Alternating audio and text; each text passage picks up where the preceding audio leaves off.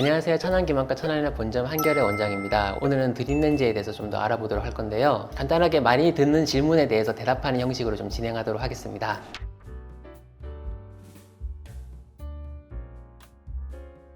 초등학교 저학년에서 고학년으로 갈수록 근시를 갖고 있는 아이들이 많아지는 건 사실이고, 점점 더 안경을 써야 되는 아이들이 많은데, 그럼에도 불구하고 주위에 안경 쓰는 아이들이 많지 않다는 것은 대부분은 렌즈를 하고 있다고 생각하시면 될 것 같아요. 드림렌즈의 장점은 렌즈를 끼고 자고 아침에 렌즈를 빼면은 안경을 쓴 시력만큼 맨눈으로 볼 수 있다는 장점이 있어서 아이들이 안경을 써야 되는 불편함도 줄일 수도 있고, 그리고 운동 같은 걸 하거나 다른 활동을 할 때도 안경이 불편한 것을 덜어줄 수 있다는 장점이 있습니다. 처음에 드림렌즈는 안경을 안 쓸 수 있다는 장점으로 개발이 됐었어요. 근데 연구 결과 드림렌즈를 계속 끼던 아이가 안경을 계속 끼던 아이들보다 근시가 진행되는 속도가 적게는 30%, 많게는 50%까지 감소한다는 연구 결과가 발표되면서 이제 안과 의사들이 드림렌즈를 처방드리는 이유는 안경을 안 쓴다는 건 2차적인 목적이고, 1차적인 목적은 아이가 나중에 성인이 될 때까지 성장을 하면서 근시가 점점 진행을 할 건데, 그 진행 속도를 억제시키는 데 있다고 생각하시면 될 것 같습니다.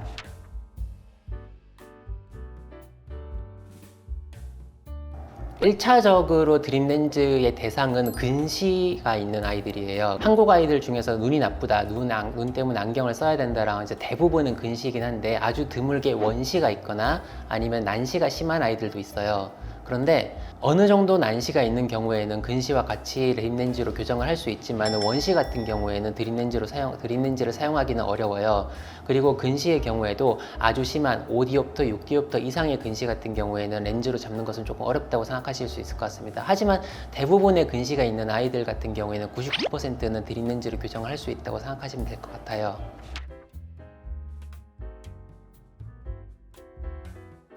일단 아까 말씀드린 드림렌즈를 사용할 수 있는 아이의 눈의 특성에 대해서 말씀드렸는데, 사실 드림렌즈를 사용하는 것의 가장 큰 허들은 아이가 렌즈를 끼기가 어렵다라는 거예요. 그래서 매일 밤마다 전쟁이고 매일 아침마다 전쟁이라고 말씀하시는 부모님들도 계세요. 그런데 처음에는 렌즈는 매일매일 껴줘야 돼요. 그래서 제대로 위치를 잡고 시력이 어느 정도 유지가 되면은 처음에는 일주일에 하루 정도, 나중에는 일주일에 이틀 정도는 쉬어도 된다고 말씀드립니다. 이게 하드렌즈예요. 하드렌즈라서 어른도 이거 하드렌즈를 끼고 자라고 하면 처음에는 분명히 불편하다고 얘기를 하실 거예요. 근데요, 애들은 의외로 적응을 엄청 잘해요. 어른들보다 훨씬 낫거든요. 특히 7세에서 10세 사이 아이들 같은 경우에는 처음에 렌즈를 끼고 자고 아침에 일어나면 잘 보인다, 이거 하나가 동력이 돼서 그 다음날부터는 본인이 끼려고 하고요, 한두 달 정도 지나고 나면 전혀 어려움 없이 끼고 자고 할 수 있다고 생각합니다.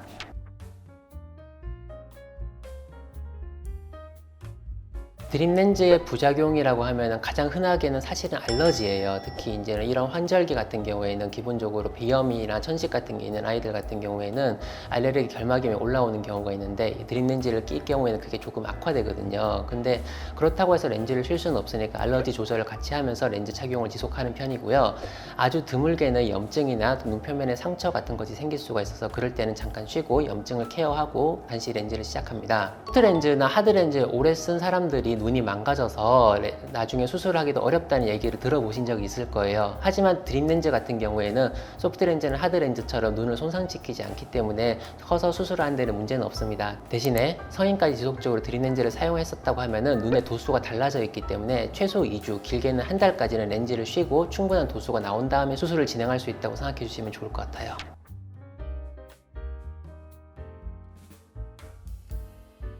드림렌즈를 가장 많이 시작하는 연령대는 7세에서 10세 정도예요. 조금 더 10대 후반에서도 사용을 할 수 있는데, 렌즈를 착용하면서 아이들을 지켜보다 보면은 렌즈를 중단하게 되는 시점이 생겨요. 렌즈는 최소 6시간 정도는 수면 시간이 보장되어야지 그 효과가 지속이 되거든요. 근데 고2, 고3쯤 되면은 렌즈를 못 껴요.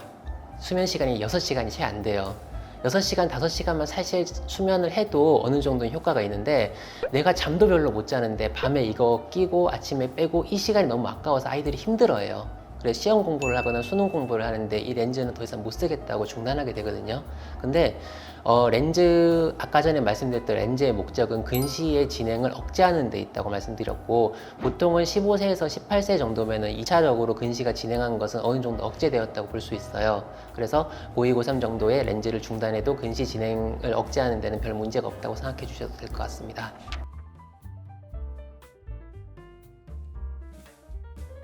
안과에 오는 아이들이 근시가 있을 때 저희는 보통은 렌즈를 먼저 추천드려요. 안경보다는. 그게 예전에는 당연히 안경을 써야 된다고 생각을 했었는데 렌즈의 근시 억제 효과가 워낙에 눈 쪽으로는 중요한 일이다 보니까 아이가 나중에 성인이 됐을 때 분명한 이득이 있기 때문에 저희가 먼저 추천을 드리는 거거든요. 방금 말씀드렸다시피 아이들은 적응을 잘 해요. 그리고는 의외로 안경을 안 쓰는 것에 대해서 워낙에 만족도가 높기 때문에 아이가 렌즈를 쓰는 것을 잘 할 수 있을까 뭐 걱정하지 마시고 체험 프로그램이 준비되어 있으니까 3, 4일 정도라도 먼저 시작해보고 그 다음에 결정하시는 것도 괜찮다고 생각해요.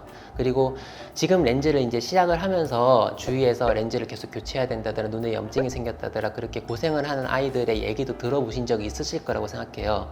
처음에 렌즈를 자주 교체하는 경우들이 있는데 잘 맞다가도 시력이 조금 안 나오거나 눈에 염증이 생기거나 염증이 생길 것 같거나 해서 렌즈를 좀 더 잘 맞는 모양으로, 잘 맞는 형태로 교체하는 경우들이 있는데 그 과정은 렌즈를 지속적으로 아이가 눈에 무리가 가지 않도록 거쳐가는 과정이라고 생각해 주시면 좋을 것 같습니다.